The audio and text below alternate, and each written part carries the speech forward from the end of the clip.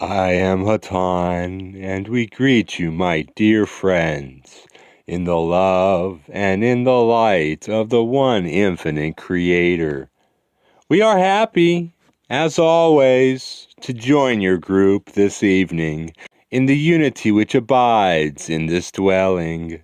For when people upon your planet are joined together in unity, in the love and in the light of the Creator, there is a warm glow that emits from such a dwelling, and it is pleasing to us.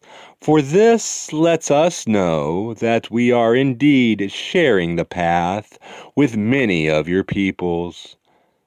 We all seek to know the truth, to know the answers, for we all are sometimes confused and we often wander aimlessly, but when we join together in unity, we are more able to see the light that is ahead of each. For the love and the light surrounds all, and we are all joined by this love and this light. This instrument has no idea of what we wish to say through her this evening.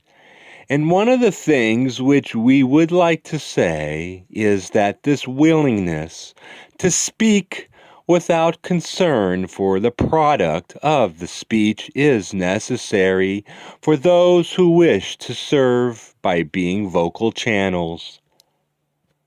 There are many, many ways to serve, and this is but one of them. However, in each way that you serve, one of the keys is the same sort of relaxation into a faith in the process of a kindly universe at work within your life.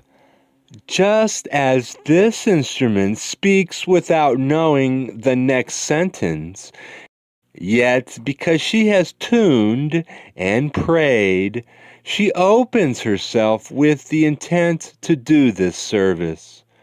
So, in your chosen service to another, the greatest efficiency may be found in relaxing into the flowing of a kind of communication from your heart and the deeper portions of your mind to your actions. In such a way, you become inspired, and indeed, you become inspiring.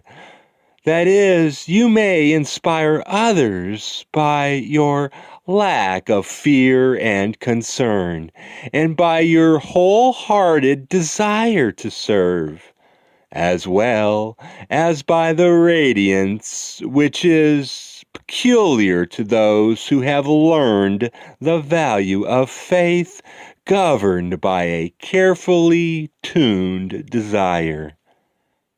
Faith is much like the traveler who is weary.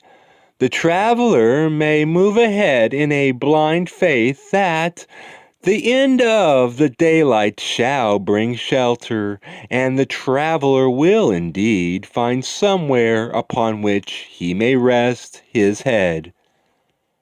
There is another traveler who is equally weary, who governs his faith in the kindness of the universe by as clear a perception as possible of the nature of the country in which he roams.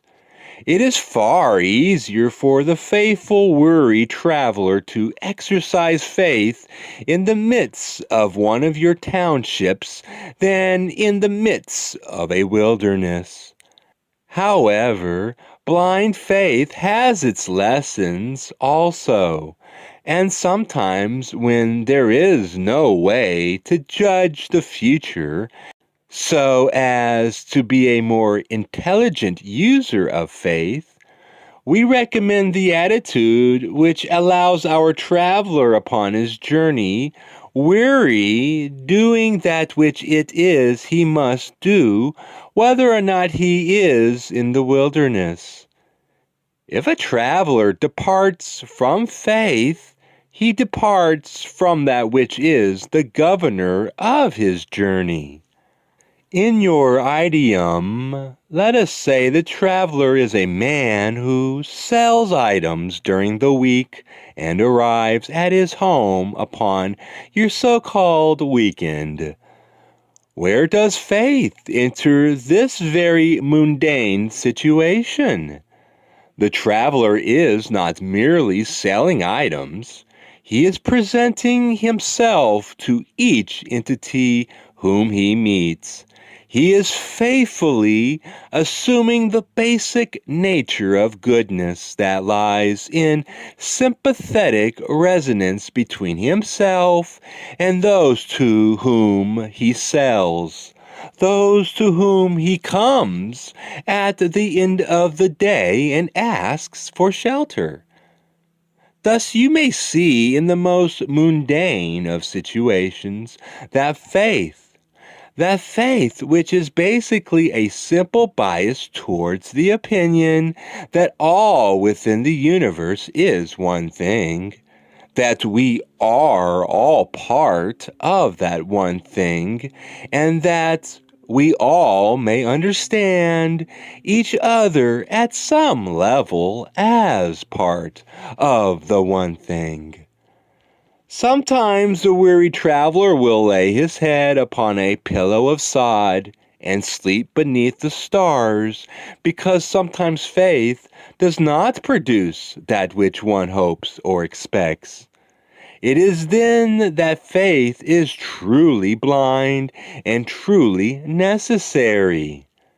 It is in the face of apparent unkindness from the universe, from those about you, from those close to you, that you may rely most heavily upon the blindness of love. Let us look at the foundations of faith.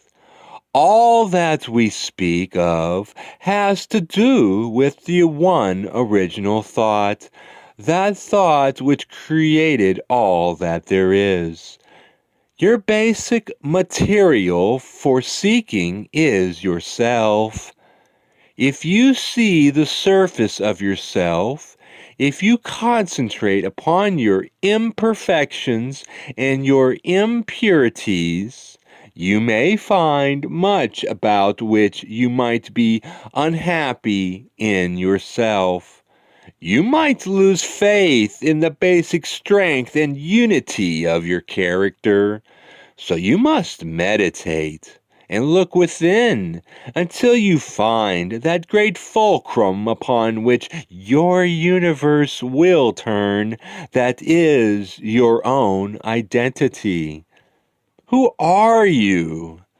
You are one who seeks, and you are what you seek. We ask that you seek within yourself continuously, daily, during many moments of each day, if possible, until you are as often as possible with contact with the one original thought within yourself. And you shall have faith, faith of that which is invisible, faith in that which is infinite, but faith in that which you have examined yourself. From this resource springs the faith with which you greet the world, the love which you show to the world, and the joy which you dare to manifest in a world that is all too dark with sorrow and despair. The lesson of faith is written in life forms all about you, but it is difficult for those who casually move through an unthinking existence to be aware of this truth.